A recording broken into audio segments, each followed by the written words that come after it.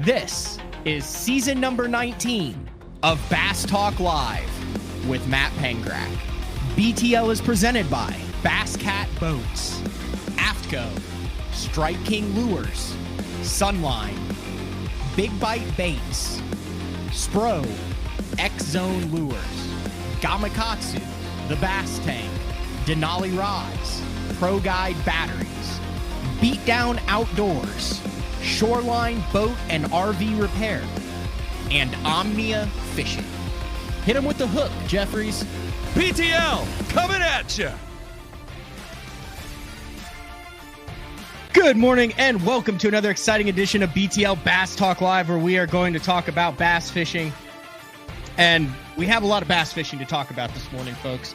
A lot going on in the industry that went down this past weekend. We have Elite Series champions, NPFL champions, Toyota Series champions. We have heavy hitters going on. We have an Elite Series practice that's going on right now. And we have a guest from the most recent winner of the MLF Invitationals, one of the best guys to ever do it. And we're going to go way beyond just the win. The tournament win in itself is really cool. And I did not see this one coming from man himself, Kelly Jordon.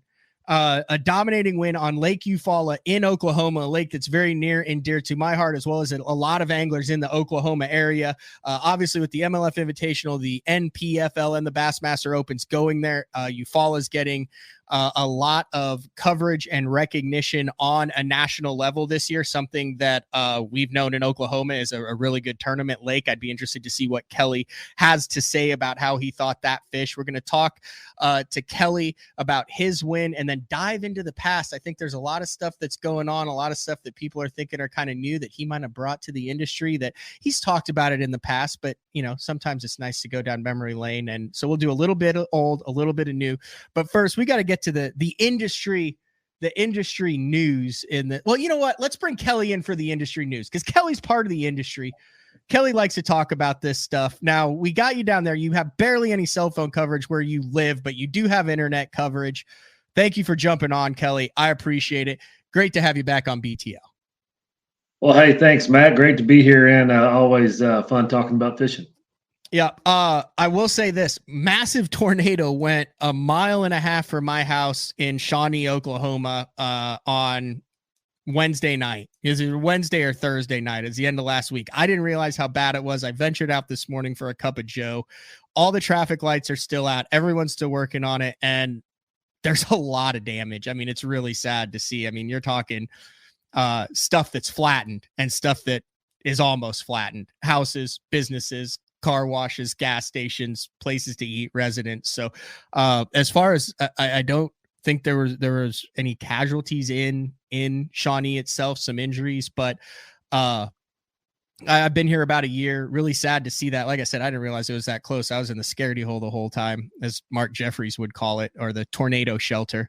That was one of the things when I got the new house. Nice big tornado shelter. Guess what the first thing I saw when I opened up the tornado shelter was to get in it, Kelly, though? A snake or a spider? Black widow spider. There you go. So I'm trying to get in my tornado shelter, walking into a black widow spider. I was like, this is not a good 5 minutes for me. Long story short. Entering tornado shelter by black widow bite. Yes. Long story short, internet service has been in and out in this area all weekend long. Try to watch Hulu. Very, very hard to do.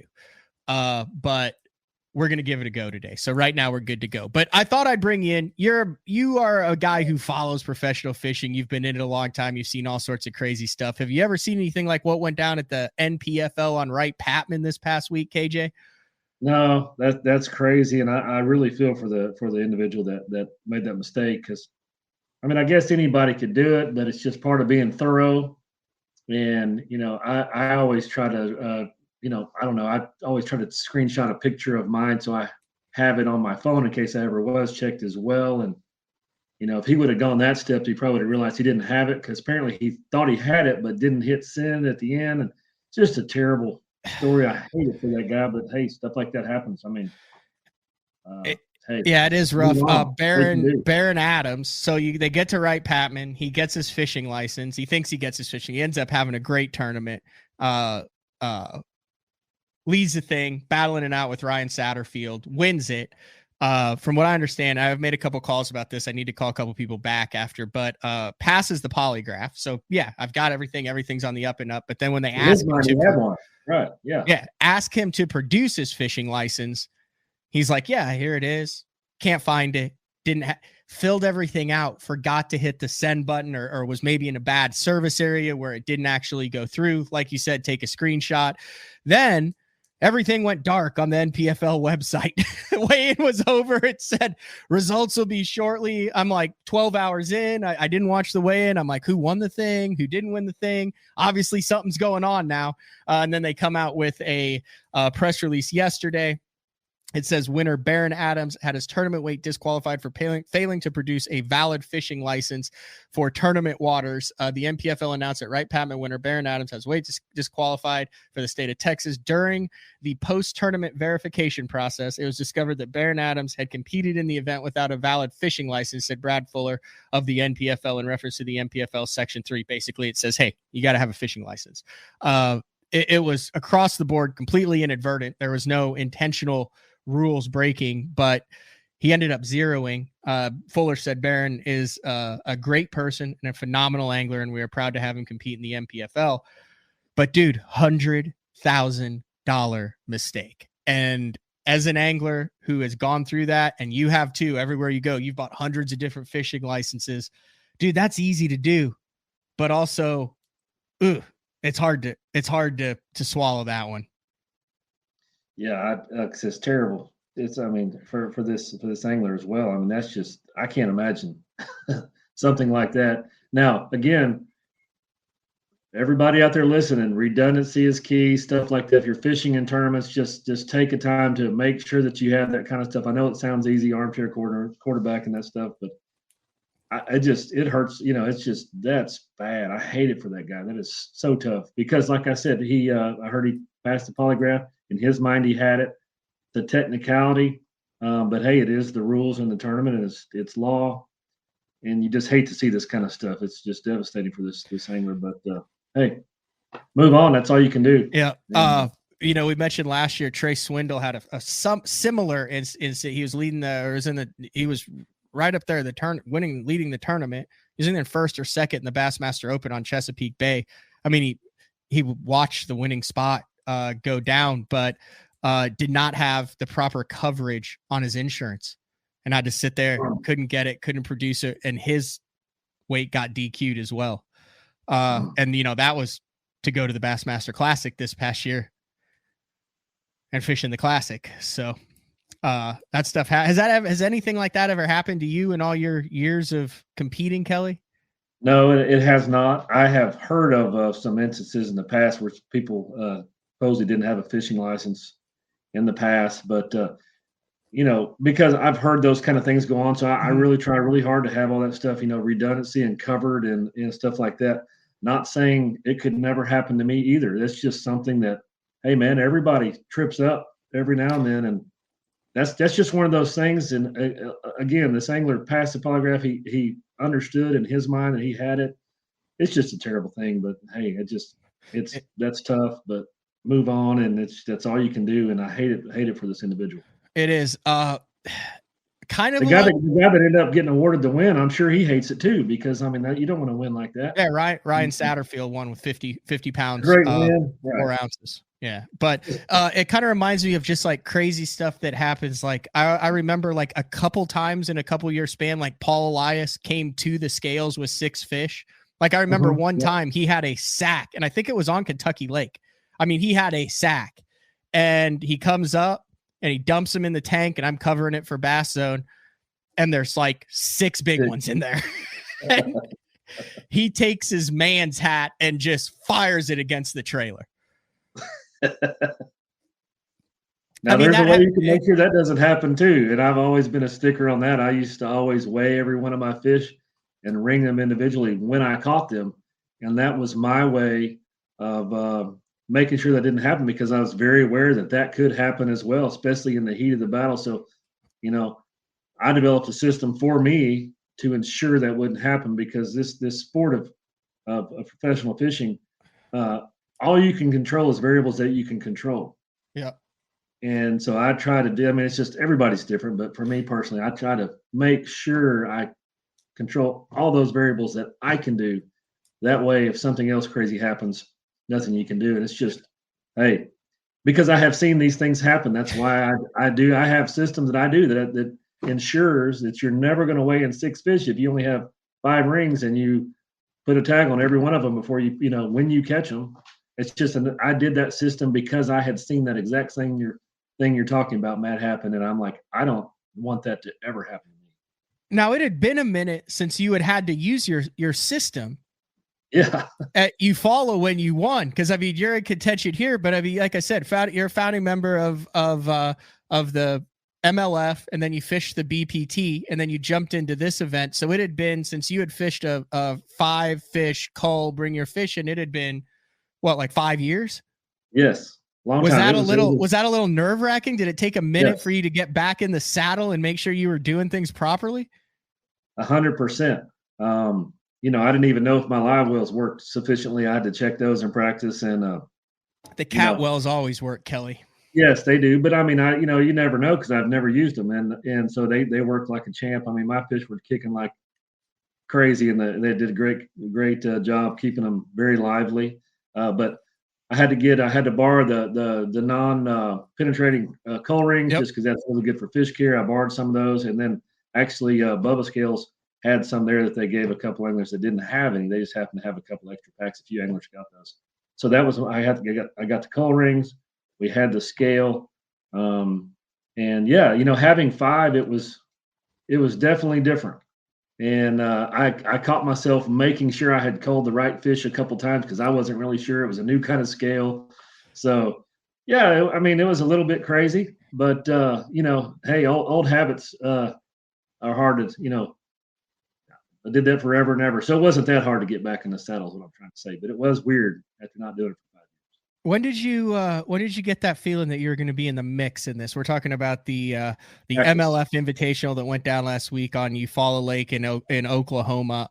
Really good weights for that tournament. Could have been better, could have been worse. There was a lot of diversity on how that went down and where it went down. You had wind, you had spawning fish, pre-spawned fish, but you had everything under there. But when did you know in your heart of hearts, holy cow, I'm in this sucker right here, I'm a player? The last day of practice. I thought I had found some pretty good stuff, and then I found some really good stuff the final day of practice. And by really good stuff, I mean it just was perfect for everything that the fish were doing in my mind. There were some very obvious areas that were like this that I never even got to practice on, because there was always somebody there on them in practice. But I found some very similar things, just staging areas with rock and areas where there was no rock, shallow and leading into spawning areas. And I found it with Google Earth study, and with really paying close attention to my electronics and trying to be intuitive where I found stuff. And when I found what I found, I was like, holy cow, here we go. This is it. And I was pretty sure of that before I ever made a cast on. Mainly cranking and dragging. Yes. Bladed jig, and square bill was my 1-2, and then I did drag a big worm a couple times. I weighted one fish I caught on a big worm on a Epic Baits wobblehead, swing jig, I guess, attachment. But everything else came. I weighted 1 or 2 on my square bill, and then I weighted every other one on a bladed jig that a friend of mine makes for me. I thought it was interesting reading some of it and then talking with you, like that you decided there was a little bit of strategy behind jumping into this one, as far as the history of the fishery, or the lack of history of the fishery, kind of what you've known about it in the past. And then it seems like, I mean, you didn't just show up to fish. Like you mentioned, you did a lot of homework, the Google research, the areas of the lake, the patterns. It seems like this was a unique tournament that you decided to jump into. Well, I fished there twice in the past, a long time ago. I did really well on both those events. Really enjoyed fishing there. And my impression from a long time ago was this lake has got them, and they are good ones. And if you can figure out how to catch them, I mean, I'm talking a lot of 3 and 4 and 5 pounders. I mean, it is just, it's a factory. I mean, you should see the crappie fishing out there. The whole time we were bass fishing last week, the crappie fishermen were everywhere. And every time you looked at the crappie boat, there's one after another slab crappies coming in the boat.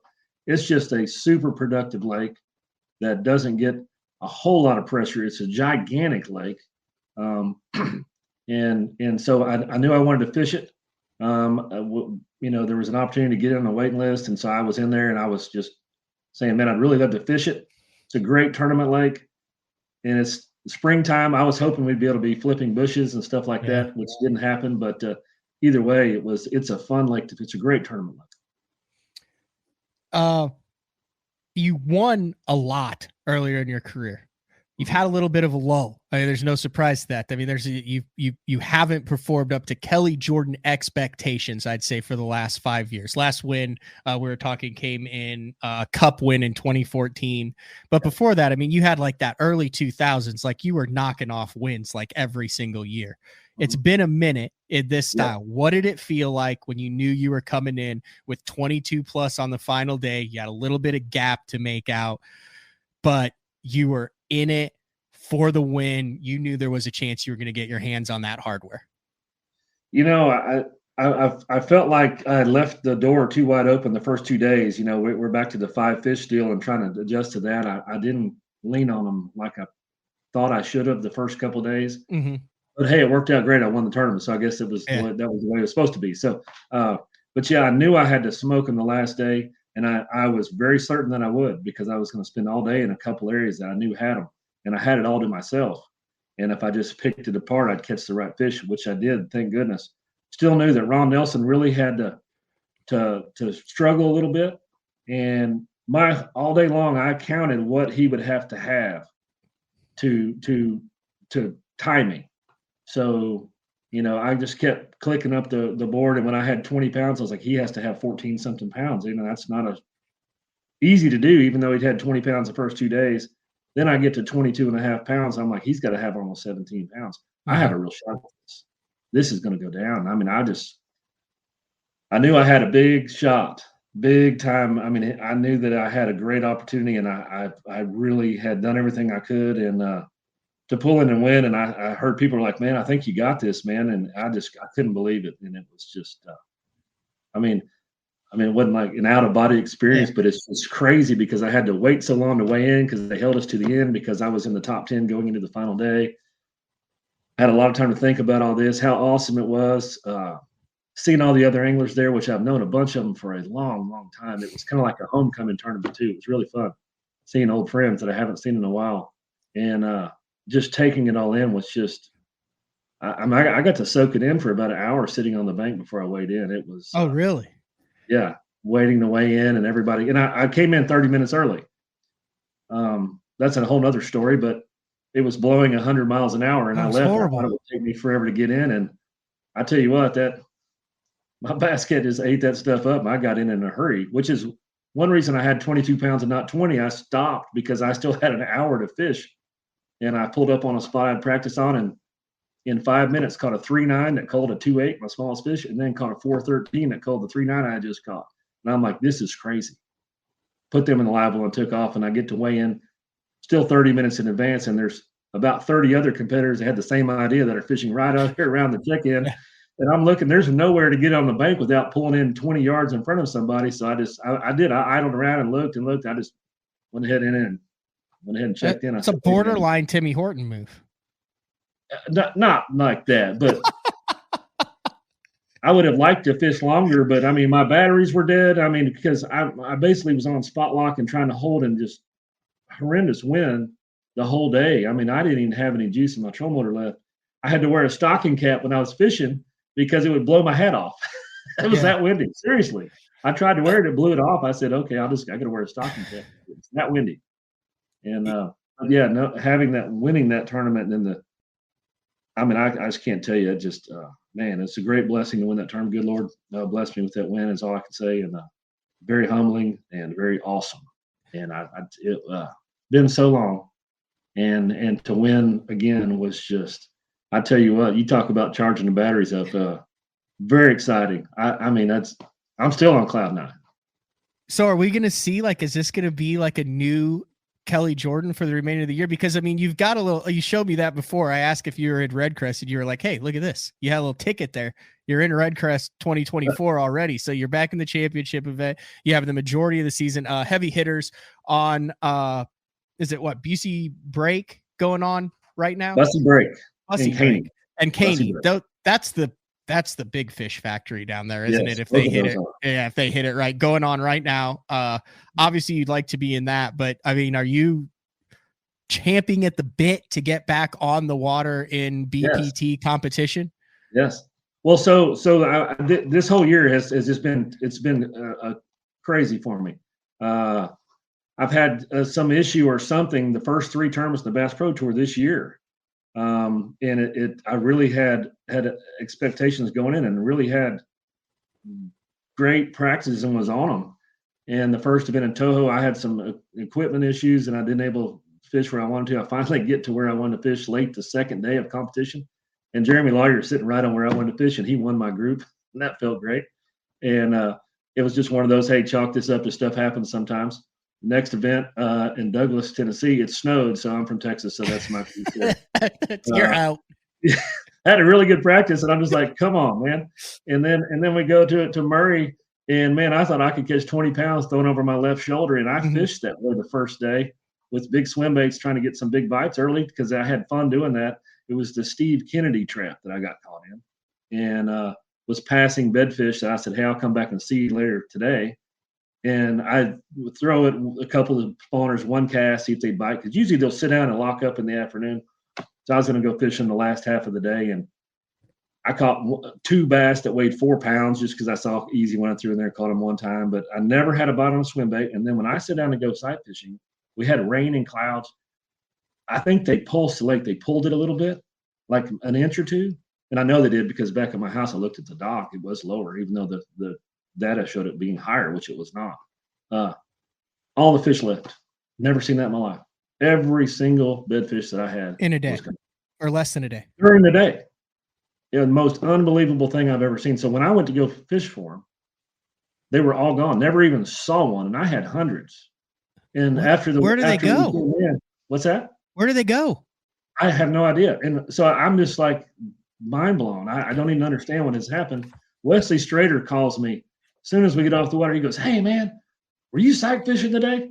I said, I was this afternoon. He said, were your fish gone? I said, every one of them. He said, mine too.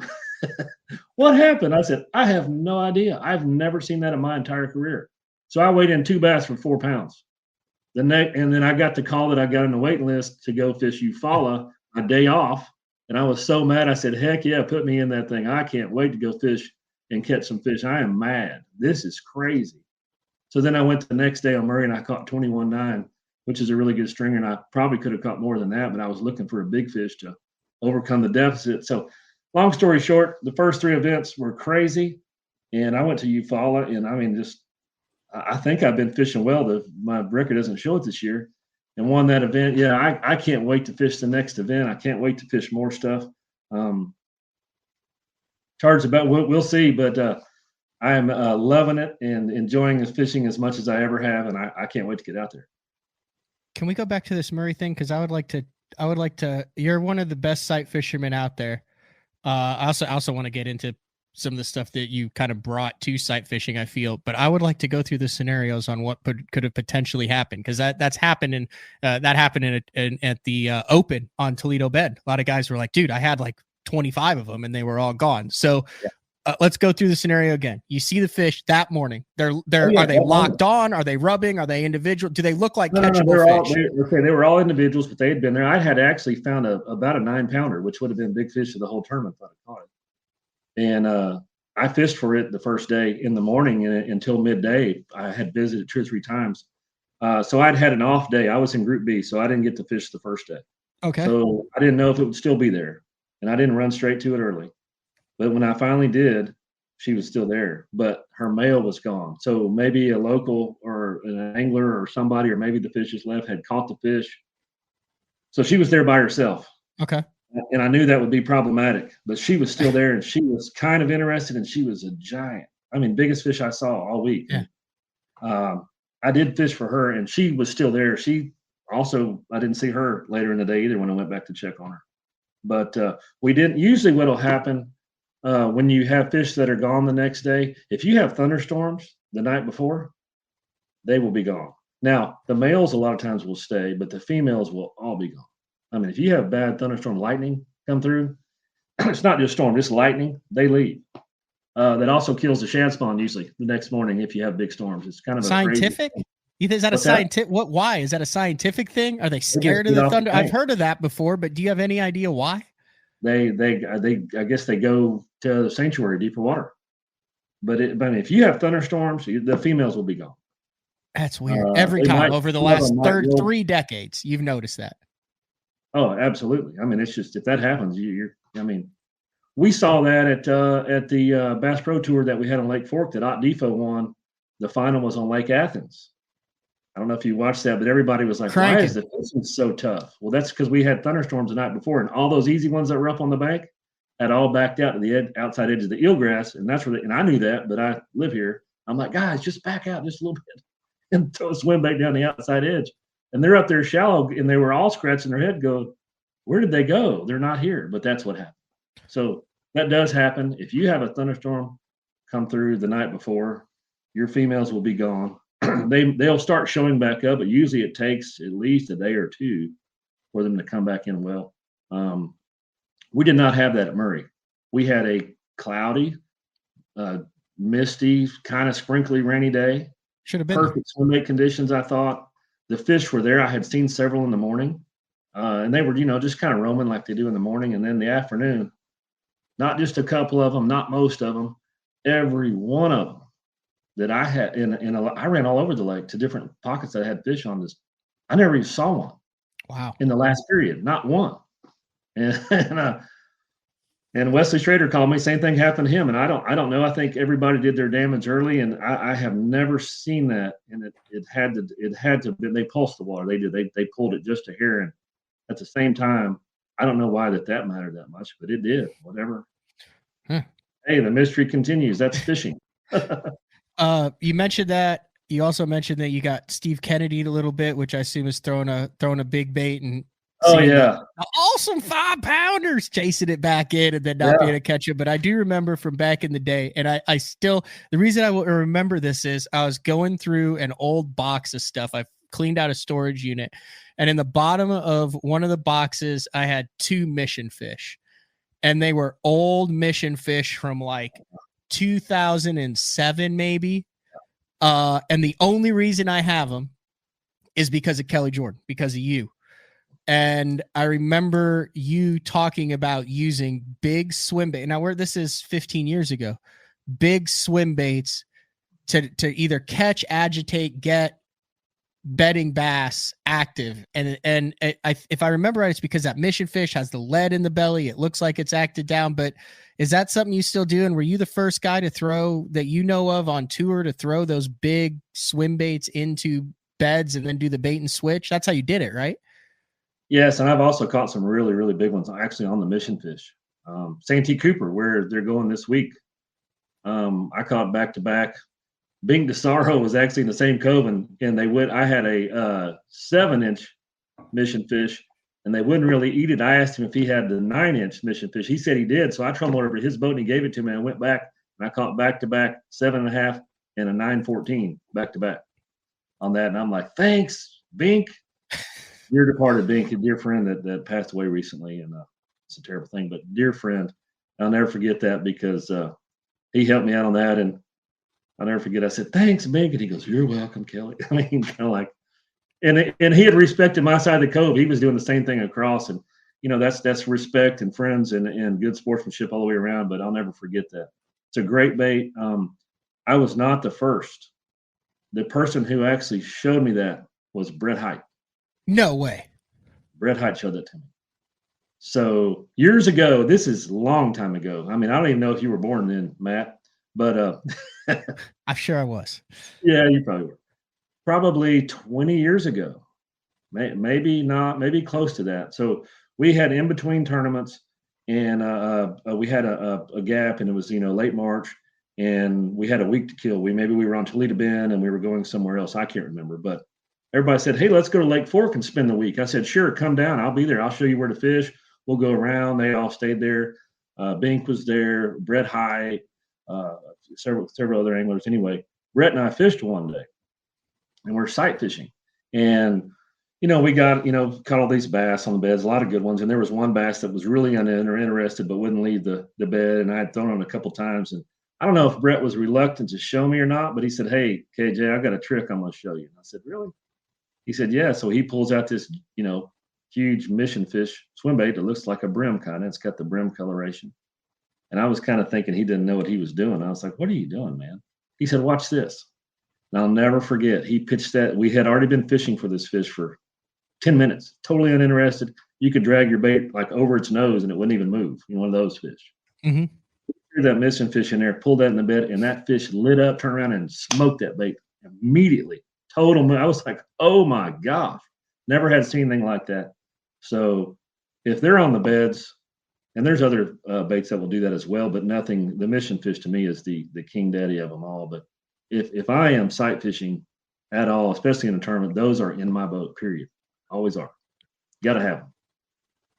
Now, the other one that I think is always in your boat, I don't want to give anything. Well, there's cameras and everything. I'm not giving anything away. Can I tell the other one that I think is always in your boat that you've changed Mark Jeffrey's life when you showed him this and he still refuses the only dang thing he'll ever throw on a bedfish? Or do you want to just move on past that? I don't know if you still have any secret. It's that little Lake Fork craw that's like 3 inches big, and it's basically all hook and a little bitty craw. I think a couple different companies have like a very similar mold now, but it was the original one that you started was like a big hook, little bitty Lake Fork craw, and you'd either have a natural color or white, right? I mean, that was your other go-to. I never threw a white one, but natural colors. If I want to be able to see it, I'd use one that was kind of like the brown with the orange belly craw. Okay. You can see orange. But that was it, right? What was it called? Yeah. Not the ring craw or something? That was called the Lake Fork craw. Okay. Mm-hmm. Yeah. Little bitty thing. There's a couple companies that make basically the same thing. It's a very small craw. And I figured out that you could put a 6/0 hook in that thing. Yeah, I remember. It's all hook. It's all hook. Yeah. It actually makes the crawfish kind of sit up like, the hook is a ring, and it makes the crawfish sit up just like a crawfish. So it looks like the crawfish sitting on the bed, fighting with his pinchers up, but it's a little bitty craw.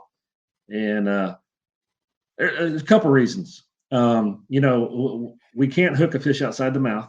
Yep. So it's also a small, very natural bait.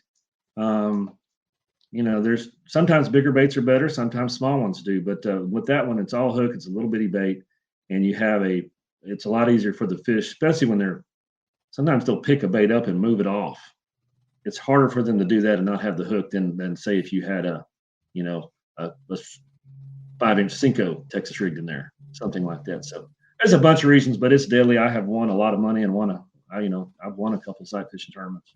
Mm-hmm. Cooper's one of them that I won on that bait. Okay. I do have to mention while we're talking about sight fishing and Lake Murray, like I said, the BPT was there. Drew Benton gets his second Elite Series win, just wrapped up this past weekend. What do you have? 87 pounds over. Yeah, he weighed 26 something, biggest stringer of the whole tournament. 26.7 on the final day. Mixed it up between sight fishing, some shad spawn fish. He caught a big one on a drop shot. He caught a big one on a crankbait, but primarily sight fishing. Good dude. I don't know him as well as I probably should, but he's always been super nice to me. Last one he won was down in your neck of the woods. Yeah, Lake Travis there. In the same area, and I was happy that he figured out those fish had kind of repositioned during the event, and he figured them out. They kind of left me and went to where he was fishing, and I didn't adjust. He did, and he won the event, so I was happy. I got to see that go down. Was he spooning them there? Spooning topwater. He was fishing a marina. Yeah. They'd kind of been in the back of this one really good creek, and they were moving out. Typically, it's the end of the spawn. They were moving that way, and he killed them on a topwater. Yeah. Early, and he caught some spooning. I caught some spooning in the docks as well. But he adjusted and he took the W in that one, and it was cool to see because. I did well in that tournament, but he won, and he's a really nice guy, excited. He's fun to watch fishing, and enthusiastic about fishing, and just a really nice guy as far as I know. Hunter Shryock, his best Elite Series finish, 85.7. If you guys haven't been to Bassmaster and seen the 7-pounder that he had to crochet or macrame, whatever that is, where it's like you're in and out. Anyway, he got it in this dot cable on a spinning rod, a 7-pounder, and then he's on his belly and he had to go in and out of the pilings with his rod on his belly like 3 times, and then he lands the 7. And he's a pretty excitable guy too, so there was some deep caveman bellows following that. And then Koya Fujita Ish pointed out that the man has 5 live scope transducers on his boat. And then he finished in the top 5 in an event on the fuzzy dice, which is a square piece of plastic with like jig rubber coming out of it that you wacky rig. And he finished 3rd in this one, hover strolling. Do you know anything about this guy, Kelly? I mean, I know there's a bunch of different trails and a bunch of stuff. So this dude is maybe 80 pounds soaking wet.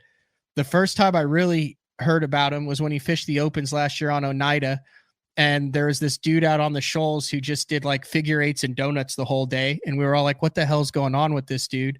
And he was scoping 4-pound smallmouth 120 feet out on 3-pound test and spending 10 to 15 minutes landing them because there were 100 guys out on the shoals. He had like 20 plus on the first day.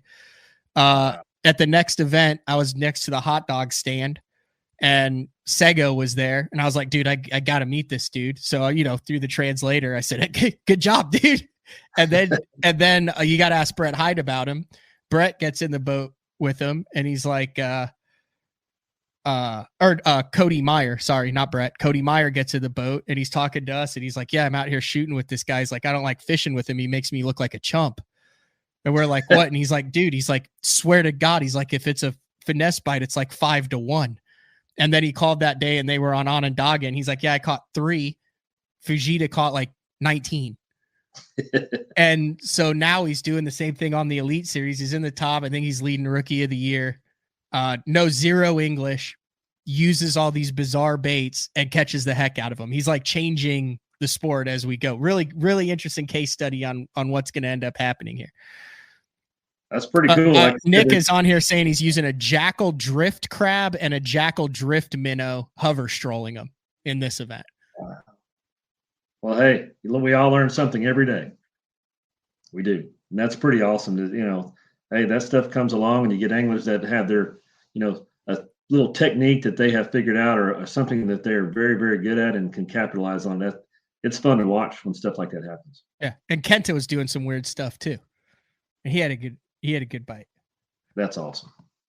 Are you into the new stuff or are you like tried and true now? Are you willing to go out with some of the bizarre free rigs, hover strolling, all this stuff? Or are you like, dude, I'm throwing my lucky craft crankbait, my freaking bladed jig and my worm and y'all can have the rest of that?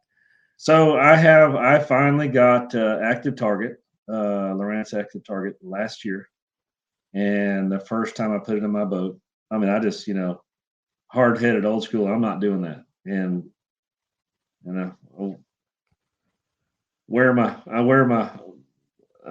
anyway, got my butt kicked up in between my shoulder blades for so long.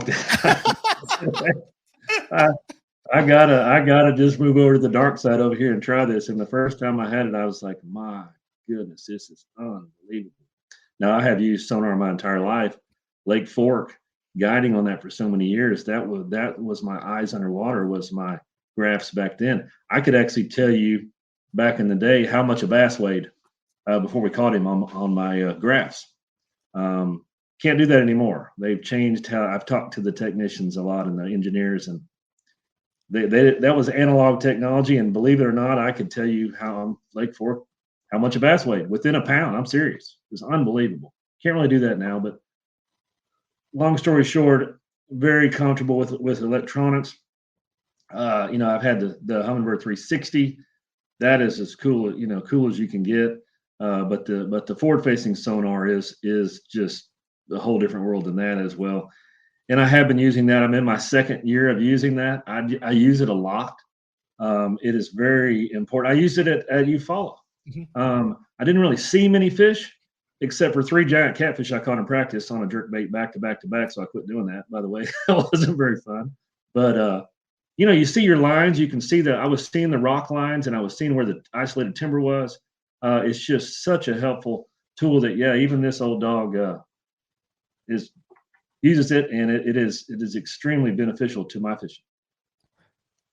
Oh, we're going to take our first break of the show, but when we come back, I kind of teed you up there with the unique techniques, because if my memory serves me right, and it's been a minute since you've told the genesis of this, there was an ultimate match fishing event back in the day where a guide from Texas was doing some weird stuff with a spoon that everybody thought before was what you trolled for pike, a daredevil, and this dude was stroking it off of the bottom and completely exposed a brand new technique where everyone in the fishing industry was going, they eat a chunk of metal? Like, what the heck is going on here? And that was you. Yep. So we're going to take a break. When we come back, I want to hear that story, because it's the same thing that's happening now with some of these new techniques. 100%. It was just earlier. It was with an earlier version of the electronics that you talked about. It was with an earlier version of the bait. It's BTL on a Monday, April 24th, talking with MLF Invitational champ Kelly Jordon. We're going to talk heavy metal when we come back right after this. The new Puma STS has been redesigned from the ground up. With the angler, design, function, and performance in mind, nothing on this new offering was compromised, and the only thing carried over from the previous version is the name. Based on the Soft Touch series hull that started with the flagship Jaguar, this new model is nimble and performs incredibly well at all speeds with either a 250 or 300 horsepower engine.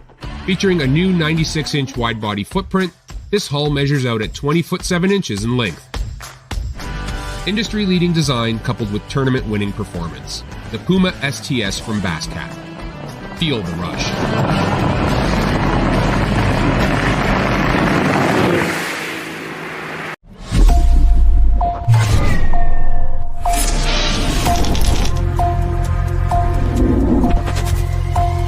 Everything you need, one legendary brand. Top one on Strike King.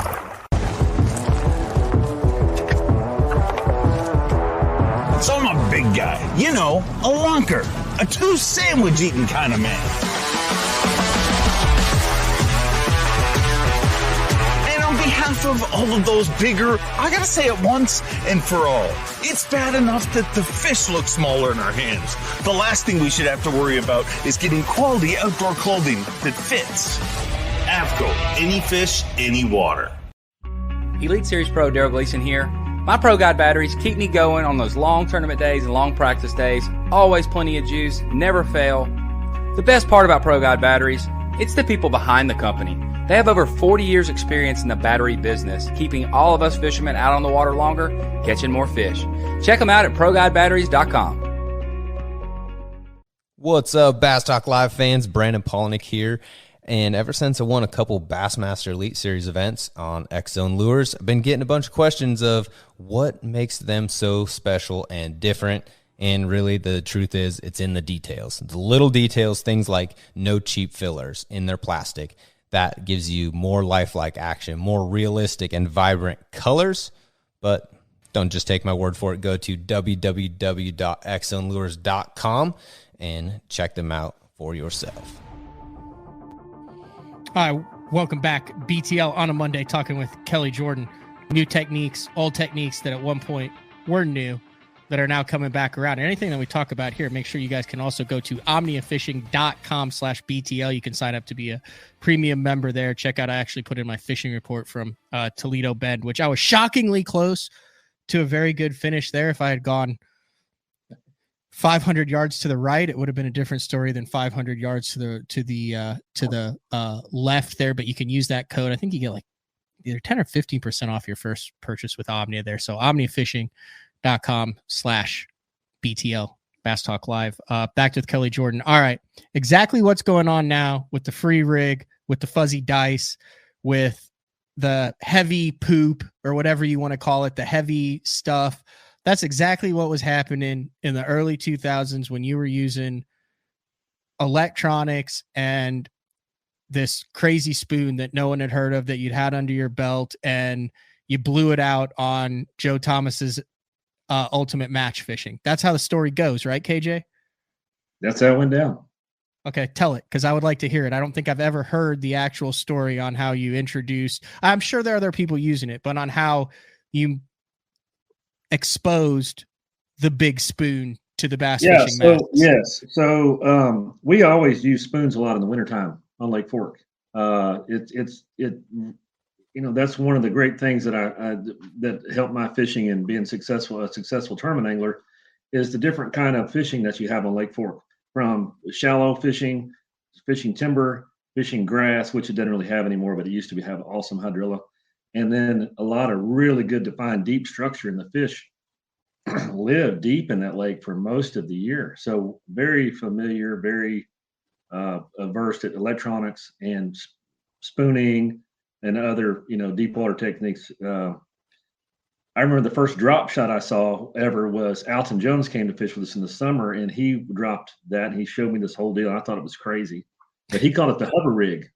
This is before anybody even really called it a drop shot. This was forever ago, because one thing about Alton Jones is he was always like on the lead of the finesse stuff, believe it or not. I mean, it's just crazy. He used to always be one of the first guys to pull out a spin around 8-pound line and throw a gets it with the lead head inside. Anyway, that's just history. This is a long time ago. But the big spoon. So my dear friend Joe Spates is always tinkering. He's a lure manufacturer there in Lake Fork. Always had a store, made his jigs and made his spoons and all this kind of stuff. Well, he had gone up north and fished for pike or something and had seen these huge spoons, like the big Daredevil, said these were heavier, brass centered and heavy. And he said, man, I wonder if the bass on Lake Fork will bite that. Well, he brought them back, kind of refined what it was, and got to catching them. And he would tell me, hey, man, I got this big spoon that catches them. And he showed it to me. And I had the same reaction most everybody else did. Man, that's crazy. There's no way. That's as big as my hand. They're not going to bite that. He said, oh, yeah, get out there, give it a shot. So I did. One day we had a boat owners tournament out there, and had to take some of the guys on one of the days in the final for a little shootout. And it was my first time to use the spoon, the big one. And he said, yeah, go out there and just get on your stuff and throw it out there and see what happens. So I did that. I went to a road bed, had a big school of fish on it, and we had thrown a couple other baits, big deep dive and crankbaits, caught a couple. And I said, I'm just going to throw the spoon out there. Man, I caught one every cast for 30 minutes, 4 to 7.5 pounders. Every cast. And I caught them pretty regular on the big crank, but this is just a whole different world. And I was mind blown. So I said, thanks, Joe. I'm going to put this in my box over here, and I'm not going to say anything. And I had learned, I was a little bit longer in my fishing career at that time. So I had learned that you don't say too much when you figure something out. Kind of try to be a little bit more tight-lipped about it. So it was my secret for a while. There was an event on Kentucky Lake the year or two before the Ultimate Match Fishing when I finally let that cat out of the bag. And I thought was certain I was going to win that event. I caught 18 or 19 pounds the first day in 5 casts. On the spoon? Yes. And I came in because I caught them all in 25 feet of water. And they were all floating like buoys in my live well. And I didn't want them to die. So I had called Trip Weldon and said, hey, is anybody up here that can fizz these fish for me? Because I hadn't brought a needle from Lake Fork. So I actually came in, and they came out and fizzed them for me and got them all right. And I just pretty much sat around and waited for weigh-in because I was done. And for whatever reason, they got off the spoon in the rest of the event. I didn't catch them on anymore. And that does happen. The spoon is weird. They're either on it or they aren't. That's one thing about the spoon. You can find out in a couple casts. If they are, look out. If they're not, it's not really the deals. But long story short, I didn't win that tournament. I did well. I think at top 10 or something. But John Murray was close to me where I was fishing that first day. And he saw me catch those in 5 casts and back off. He asked me what I was throwing. And he reminds me of this all the time. It's pretty funny. He says, what were you throwing? I said, a spoon. He said, let me see it. And I told him no. I wouldn't show it to him. Really? And he reminds me of that all the time. He said, remember that? You wouldn't show me your bait. And I said, well, hey. So when we get to the Ultimate Match Fishing on Kentucky Lake again, I had found a huge school of fish, and I hadn't been able to catch them on anything. I tried a Carolina rig, I tried a crankbait, I tried a. And this is on TV. Yes, well, this is in practice. You got to practice for this. I found this fish. I had thrown everything: football jig, Carolina rig, deep crankbait, preacher jig.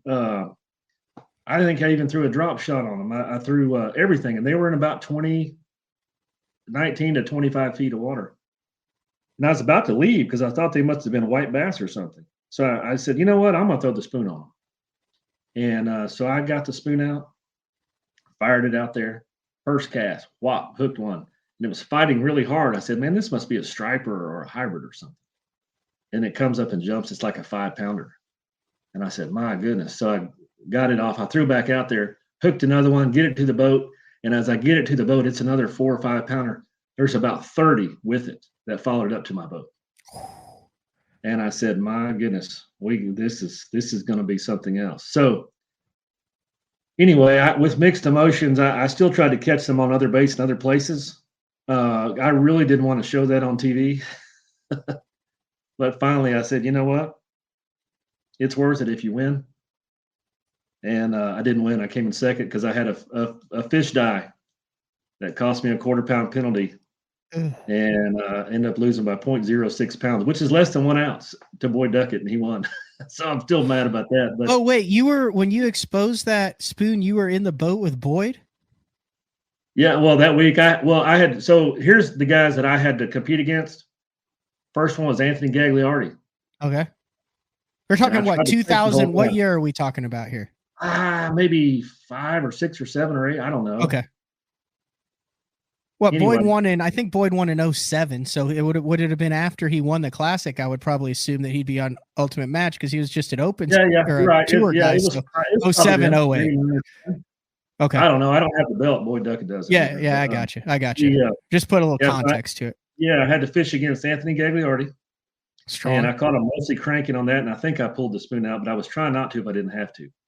And then Larry Nixon. Strong. And I was able to Larry was on him. I finally had to go to my juice and I just whacked him. And I'll never forget, Larry Nixon looked at me and said, golly, in his Arkansas way, he says that, which is very awesome because Larry Nixon is the general. He is the man and a hero of mine, always has been. And to see him say that, and he just stood there like, I've never seen that. That is the craziest thing I've ever seen in my life. I would never have thrown that. And then, so I had to beat him. Then my next round, and short sidebar on that, he called me the next year. He had an FLW Tour event on Kentucky Lake, and he came in the top 3 or 4 or 5. And he called me and said, "Man, thanks again for showing me how to throw that big spoon, because that's what I caught all my fish." But then the final was Boyd Duckett, and I was trying not to go there because, they can turn around and fish on your stuff. Right. And I really wasn't worried about them catching them, but you don't ever know. I tried not to go to this one school of fish that had these big ones. I finally went at the end of the second period, and I caught all my fish in 6 casts. I lost one and caught 5, and they weighed 22 pounds or something like that. And it was crazy. And then I just kind of coasted to third, and then they threw a wrinkle in. There was a happy hour where you could go anywhere you wanted in your own boat. Oh no. In the end, so Boyd pulled up on the famous horseshoe right there by the bridge, and I did too, but I was down from him, and I saw him catching all big ones. I said, oh no, because he had basically nothing until the happy hour. I mean, he had like made 10 pounds. I have 22. And I said, I got to go back to my fish. So I run back to my fish. And I never upgraded. I caught a 3-pounder every cast the whole time I was there. Wow. A different size of fish moved in, but it still doesn't matter. But in all that process, I had one die that had been hooked in the tongue with the spoon, and that was the difference in that win. It's a great shoot. I mean, he killed him. I killed him. 50 grand though, wasn't it? Yeah, and a belt. Yeah. And he jokes now. Everybody comes in, they don't want to look at his belt. They want, because I gave him the spoon that day, because that was the deal. You get the winning bait, and you get the other guy's bait if you win. And on that note, I have one with Larry Nixon. I have one. I made Larry Nixon sign my spoon. I beat him on that day, and I have it on over here on one of my trophies. It's awesome. That's a little savage. Yeah. But so he has mine. You had Larry Nixon side the bait you beat him on with? Oh yeah. That's cold-blooded, KJ. I've never heard of such a thing. It's history, man. And he's like one of my heroes. I mean, that's like the great. He'd gladly sign that thing. I think I had to give him one too. I think that was the what we did. Okay. As well, I don't remember, but Boyd jokingly says they come in. He said they don't want to see the belt; they want to see the spoon that I gave him. So anyway, that was the start of something special. And everybody that throws a big spoon, that's when that. So how long did it take for that? So you do it. It's a tape to air deal. It's not live. There is no such thing as live. There's not even a live blog right now. You can keep stuff under your hat at this point in time. Like Bass Zone was like one of the first that was covering every tournament with top 10 patterns and on the water and stuff. And, you'd have guys that were like, hey, no, keep this on. Now you can't do it you guys have 700 hours of live coverage in every single event. How long did it take after that aired before? Was there just an inundation of guys trying to get this? Did you go out on Lake Fork and you saw everybody throwing it and you were like, my God, what have I done? Yeah, pretty much. And Joe Spates, dear friend forever. And he's a super dear friend now because he made for several years, he made them as fast as he could make them. His business was great. Every time I see him, he's just smiling about it and just loving it, and love it for him because he's just a small time little businessman with a little shop just trying to make a living, and it really helped him out. He was able to sell his product because he makes great products. So, but is he still making them? No, he's retired now. Okay, he sold the tackle factory, but he's probably still tinkering around. I'm sure he is. I don't think you can ever stop tinkering with lures when you're a lure maker like that. But no, everybody else came out with one. We knew it was coming. I talked with Joe at the start. We tried to figure out maybe a way where we could make them faster because I knew there was going to be a big bump, but I didn't know it was going to be as big a bump as there was. Strike King was the first one to enter the market because they have a lot of people like Crispin Pally is right there on the sexy Lake. He knew about it. I had showed him. I had given him one and Sam Lashley, and they had the first one to come out with the big spoon that was mass produced. So good for them. It was they're still selling them like crazy. Yeah. And then Lake Fork had one that a lot of people used. I remember I made one as well, but I didn't ever really promote that because Joe was my friend, and it was I was like a soft plastic guy, and I'm just super loyal to guys like that. And I throw the Big Joe spoon. That's what I throw. It's like Amart with the Robo Worm. They started with him. He didn't care what it was. He was throwing the Robo Worm. Yep, the same. And then Nichols took it the whole next level then by doing the Magnum spoon, which I still can't wrap my head around, but that's like 3 times as big as Joe's spoon, isn't it? Yeah, well, and Ben Parker did. I think he is the one that first had that, and then everybody else kind of ran with that. And Ben Parker lived there on Kentucky Lake as well, so he, had a fantastic testing ground. Hey, I don't know why I didn't think, hey, let's try an even bigger one. The thing looks like it. Have you ever caught him on that big one? Have you ever even tried to throw it? Yes, I've thrown it. There's times when it's the deal as well. It's crazy. It's bigger than this St. Jude tumbler. Yeah. And you can catch a bass that's shorter than that spoon on that spoon. They'll hit that. It's just makes you wonder sometimes these fish that we're chasing when I shake my head when people say the bass outsmarted them today because there's really nobody home. You can react those bass, they will bite. But the thing is, they are very tricky to trick, if that makes sense. So you figure out what they want. They have no fear. They'll hit whatever.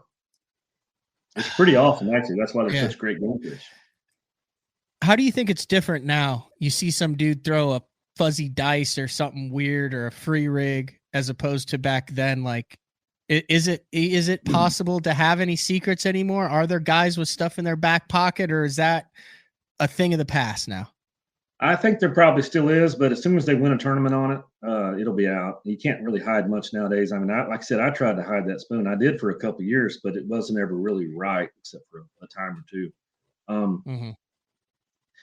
I've seen this, throughout my career. Their stuff comes along. You think about these new land, sport shocking new baits that come out. So the spoon was one of them. Okay.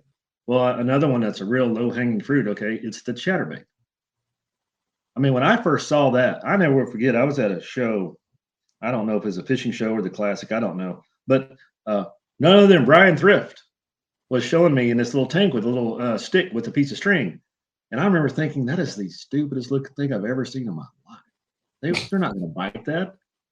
And boy, was I wrong. I mean, it just shows you. And I when you're skeptical of things, I would just encourage everybody, no matter how dumb you think something looks, it is worth your while to try the latest and greatest, because who knows what the next thing is going to be like that. I mean, look at SWIMBAITS, Alabama rigs, for crying out loud. Maybe these fuzzy dice are going to be the next thing, but it's coming. There is something that's going to come, and it happens every 5 or 10 years or so. There's something that comes out that just revolutionizes our sport a little bit. And, the chatterbait is the latest in Alabama. I mean, think about this. All these giant fish they're catching on Lake Eufaula in Texas. I mean, what's going to be next? William Jackson believes it's the Alabama hubcap, which is 5 of those spoons on an A-rig. It's got a blown out 454 V8 powering it from your boat too, right? Probably something like that with the vibrations through the floor. I don't know. Hey, we've talked a lot, KJ, about electronics, about off the wall patterns. We've talked a lot about Kentucky Lake. I was going to do this last segment solo. I wanted to talk about what went down in the Toyota series on Kentucky Lake this past week. You want to stick around and dive into this one with me? Sure. I'd love to hear how it went down. All right. BTL on a Monday with Kelly Jordon. We'll be back right after this. Have you considered purchasing new electronics for your rig? The type of mounts you choose to protect your investment should be part of the decision-making process. No matter if you prefer 1, 2, or 3 graphs up front, Beatdown Outdoors has a solution for you. Adjustable, versatile, rigid, and made in the USA. What's your ultimate electronics setup? Check out the full selection of Beatdown Outdoors products by visiting beatdownoutdoors.com. Are you looking to install your own fishing electronics? The solution is the Bass Tank Power Harness. It takes the guesswork out of installation. No more voltage issues or interference. Designed by an engineer so that you can get professional results right there in your own garage. Installation done right with the help of the Bass Tank Power Harness. You can feel confident knowing that your installation was done right. The Bass Tank Power Harness. Give us a call or order yours today at thebasstank.com. Get the best patterns backed by tournament data. Start by finding the best 10% of your lake. Know exactly what to look for and what to throw. After that, just put them in the boat. Try the Deep Dive app today. Look at that beast right there. The great thing about the new Sensation soft plastics from Big Bite Baits, heavily scented, super soft, buoyant, comes in 7 great new shapes. I've got a couple of them of my signature series, the cliffhanger worm and the ramtail craw. Great for a flipping jig, football jig, swim jig, all that. Several other great shapes. Really excited about it. We've worked over the last year, catches fish all over the country, and I think it's going to catch fish for people everywhere you try it. The Spro Little John crankbait has been around for almost 15 years, and it is one of my go-to crankbaits whenever I need a fish in the boat, so you can never have enough new colors. That's why Spro's coming out with a handful of new colors, including Pearl Shad, which has this bleached out white look, but it's got this pearlescent, really pretty. We've got Copper Shad, which looks amazing in the water. It's got that purple flake on the back, really pops in the water. And then if you want some real pop, we've got Sparkle Shad, nothing but sparkles all over this thing. And then last but not least, we've got the matte Sexy Shad, just a really different looking color for a crankbait. So you want to give them a little different look, that matte Sexy Shad is definitely the one to go with. All these colors are available in the original Little John and the MD. I'm the kind of guy that never leaves the house without a pocket knife, and Gamakatsu's come out with the EDC series of knives. EDC stands for everyday carry, so whether you're on the water or off, you can always have it with you. The best thing about it to me is that assisted open feature. With this D2 blade, you've got it right here at your fingertips, so if you can't find your scissors, you need to cut a knot, you need to cut your braid, you've always got it. Make sure you check it out. Never leave home without your Gamakatsu EDC knife. Born in Japan, using technology, innovation, and precision, Sunline produces the widest selection of fishing lines at the most technologically advanced line factory in the world. Manufactured at the strictest tolerances to produce victories at the highest levels of tournament bass fishing. From household names like Christie, Swindle, and Cruz, to young guns like Cook, Logan, New, and Welcher, they all trust Sunline to take them to the top of the leaderboard. Choose the line that will give you the strength to guarantee your confidence. Sunline. Having confidence in your tackle while on the water is one of the main things to success, in my opinion. In the last couple of years with Denali, I've had just that. From anything from spinning rods, casting rods, tungsten products, even now to casting and spinning reels, I have the confidence to go out there and get the job done and know that all my equipment is going to handle it and do it just the way I want it. The thing about Denali is you've got great quality products at a great price point, so make sure you check them out. All right, well, welcome back, BTL, on a Monday. Really enjoyed the conversation with Kelly Jordon. It's amazing how cyclical this sport is. I guess you could say the same thing about, like, Jinko jeans or corduroy or any fashion trend or anything. But it's the more things change, the more they say the same. Isn't that what the old timers say, KJ? That's what they say. Would you agree with that statement? It stuff does definitely come back in. You know, I'm certain. I mean, look at square bills, for crying out loud. I mean, that was a staple a long, long time ago, and they kind of disappeared, and then they came back with a vengeance. I mean, that's just one example. And same with blades, spinner baits. Seems like spinner baits 100%. Are making a big comeback now. There's all sorts of top 10s that you get spinner baits on, and for a while there, I feel like for 5-10 years, the only time you'd see a spinner bait was if it was someone burning for smallmouth on the Great Lakes or St. Lawrence River or Lake St. Clair.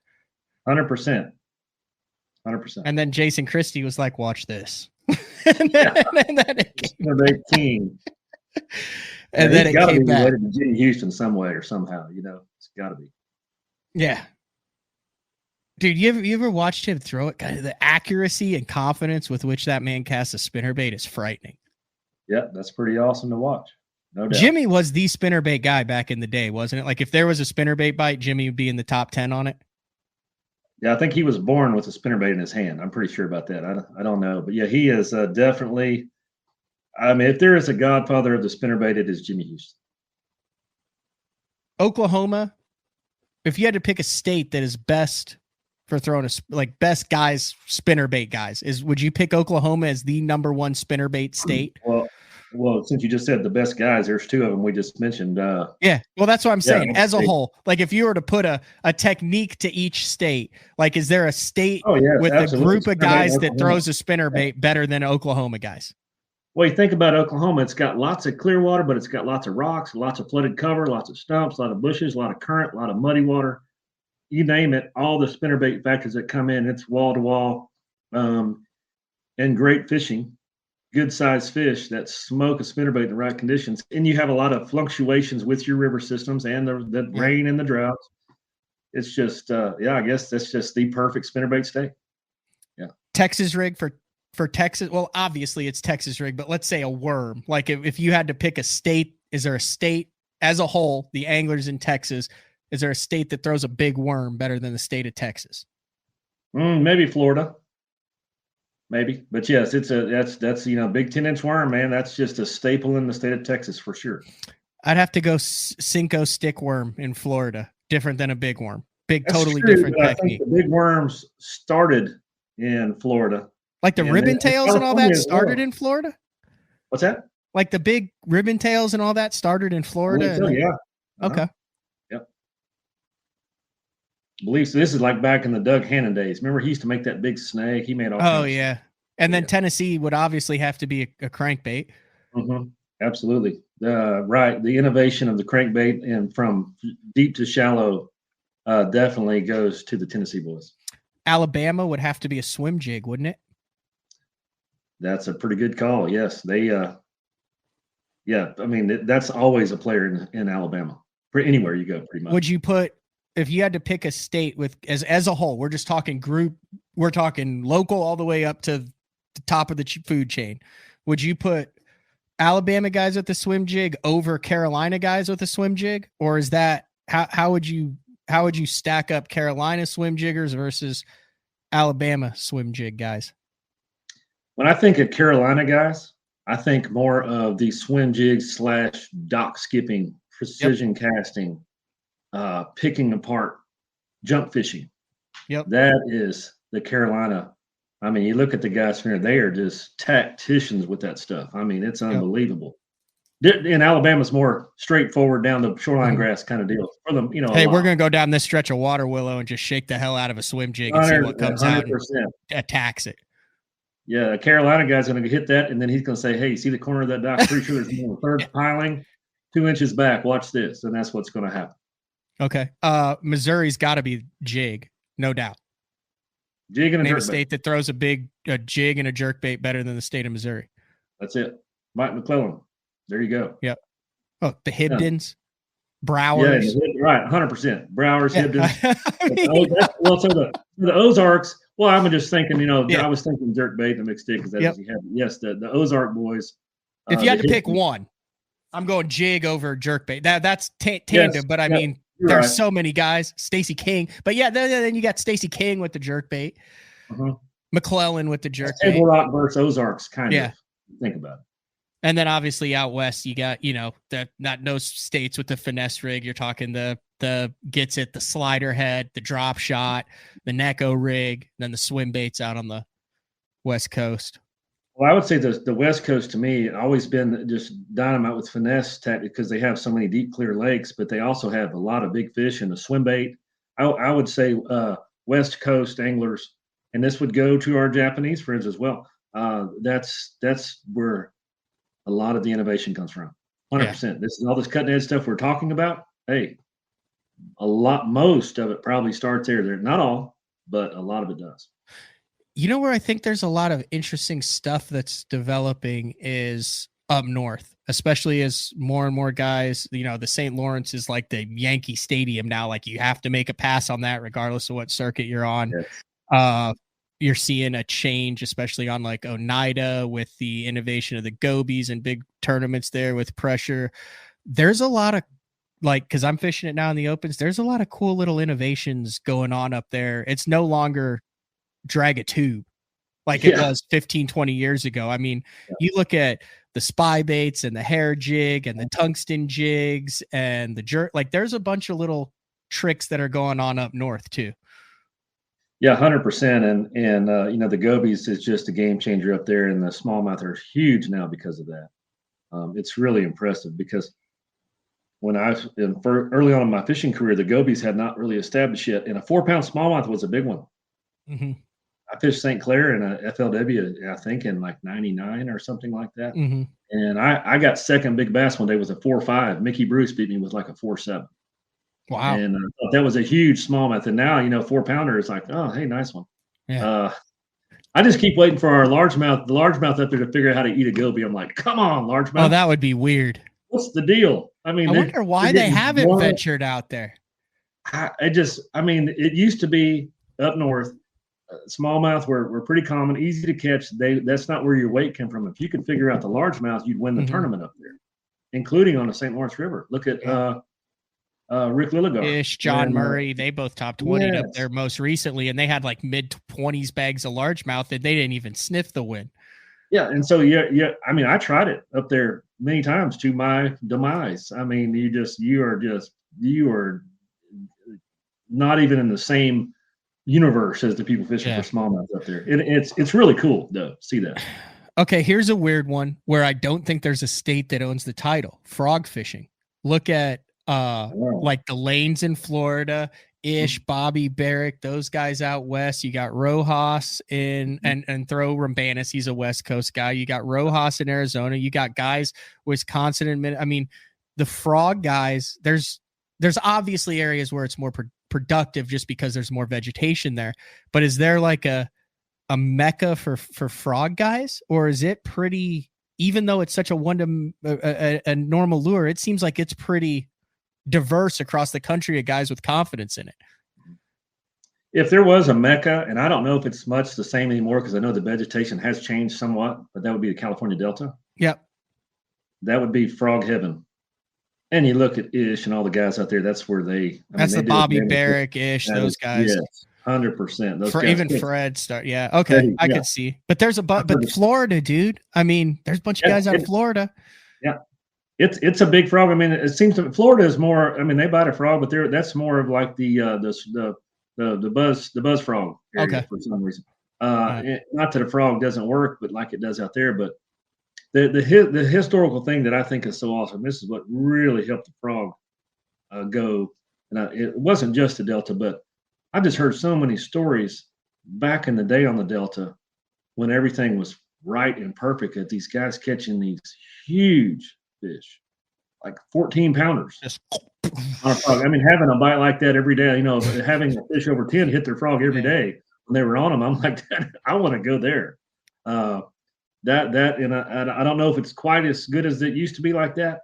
I don't think it is, but again, hopefully it cycles and they'll have that greatness again that they did, because I mean, it's just historic. That was like the OH Ivy back then. Yeah. Was California Delta.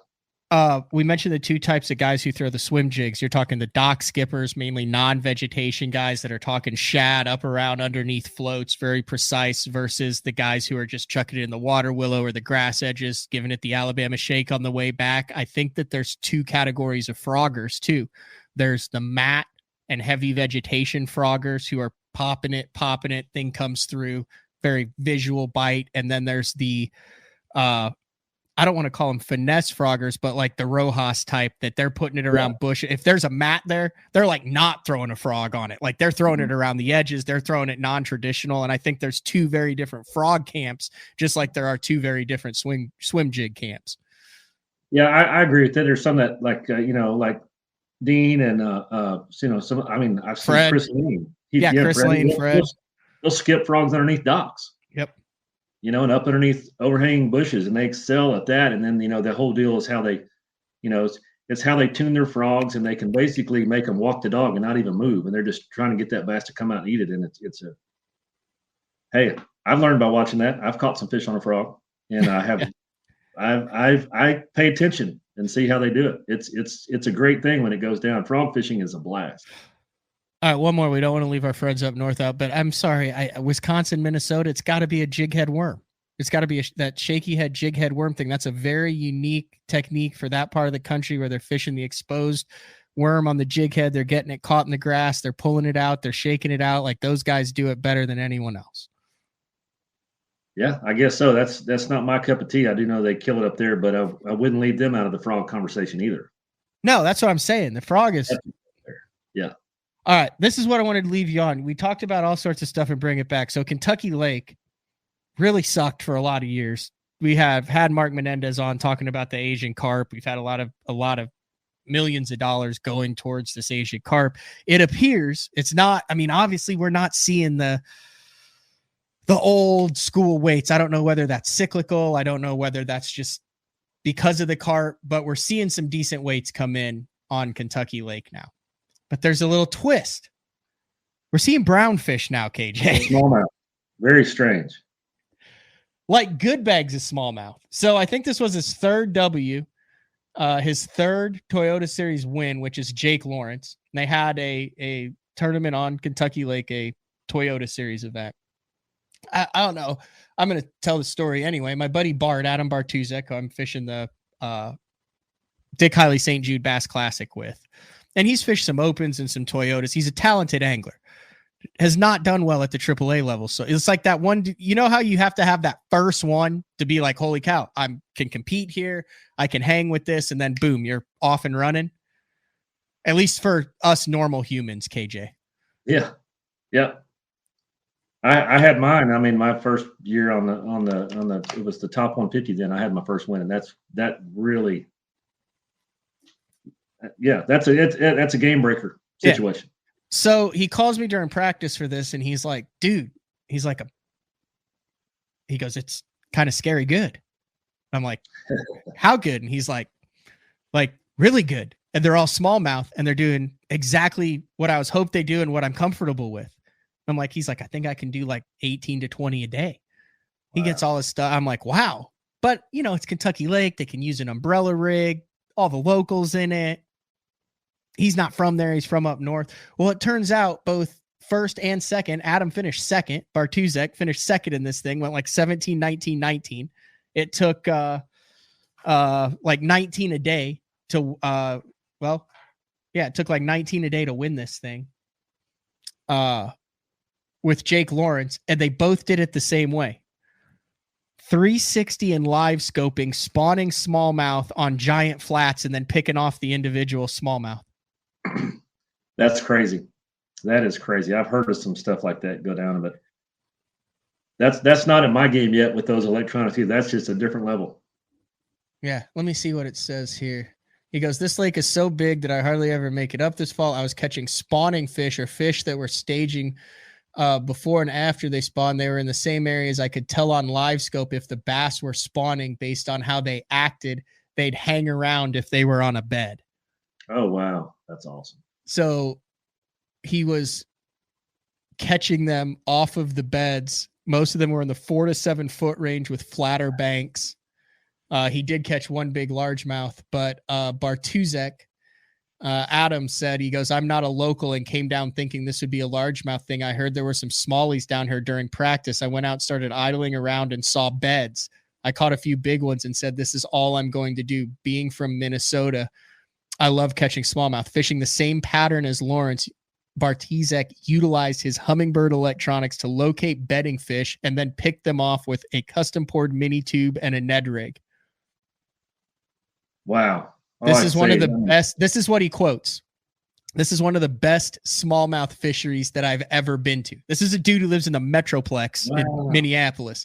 It was honestly pretty incredible how many fish I was catching, 50 to 60 a day. My thumbs were hurting so bad from catching so many. This place is unreal for smallmouth now, and I'm sure the largemouth will be rebounding soon. He had 55-15 in 15 fish. Jake Lawrence had 57.5. Did you ever think you'd hear an April tournament on Kentucky Lake one like that, first and second place?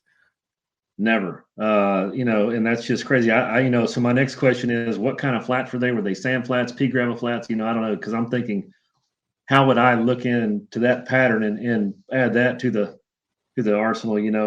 But that's very impressive, very cool, and that's one thing I love about the sport of fishing. There's always something like that happening somewhere, somehow. Somebody does something extraordinary, and we get to see it, and it's just like, wow, that is just continue marching down the field. How you can catch them, it's great. You want to pick a heavy hitters winner before we wrap this up, KJ? Now, I have not looked today. I have heard I've heard that there's been a 9+ caught. But I'll let you make your pick without me telling you who that was. Well, I'm not going to make a pick because it's going to be so dynamic because you're just trying to get to the finals now. But just pick someone who catches the biggest bass out of the whole week. Chris Lang. Okay, there we go, guys. Head over and watch that. That is going on for the next 4 or 5 days. Heavy hitters there, and I think he got $100,000 fish in it, and a $50,000 fish, and a $25,000 fish, and then also an overall winner. Yep. It's gonna be fabulous to watch. I am. It hurts me not being there, but I'm gonna go crappie fishing with a buddy of mine this afternoon, so I guess I'll feel better doing that. But I like it. Anything you want to get in here, KJ, before we wrap the show up and I let you go? I really have enjoyed our conversation today. Hey, thanks. It's always great talking to you, Matt. And I've really loved the fishing in the state of Oklahoma. To all the Okies in there watching, it's next door to Texas. Fishing's fabulous, and winning on Eufaula was just it was just awesome, and it almost felt like I was home because it's only 3.5 hours from my house. And just thanks for all the people that keep up with Bass Talk Live and watch all this stuff and appreciate y'all watching. And hey, man, I'm looking forward to the rest of the season. Good luck fishing to everybody out there. I hear you. All right. Thanks, KJ. Appreciate it. Yep. Thank you. All right. That was the one and only Kelly Jordon. Great to see him back in the winner's circle. Like I said, his last win would have been the 2014 MLF Cup, but did his homework, got the win in Oklahoma, and a vast knowledge of of the sport of bass fishing and one of the good guys in the industry. Look, we got a lot of stuff going on the rest of the week. I'm still working on filling out the schedule for tomorrow, and the next day we got all the Elite Series guys practicing, half of the MLF guys at Heavy Hitters. MPFL just wrapped up. We will have a couple shows with Frank, and then I leave on Thursday for the next Bassmaster Open in Virginia, Bugs Island or Kerr, depending on where you want to call it. There's a lot of old school footage of that, like 1990s, early 2000s when Bass used to go there. I've had a blast watching that stuff. But man, we're in the thick of things for the year. Like I said, I'm going to give a big shout out to Kelly Jordon for jumping on, and it's amazing how cyclical different things are. But it's also interesting to see how the new techniques, the innovation, both electronics and bait-wise, how much of an impact that will have now with the instant. There is really no keeping it under the hat, especially if you're top 5 and top 10 in tournaments with it. Like, he was able to keep that spoon under his hat for a number of years back before all the lives. So, all right, folks, this has been another edition of BTL Bass Talk Live. We'll talk to everybody tomorrow. See ya.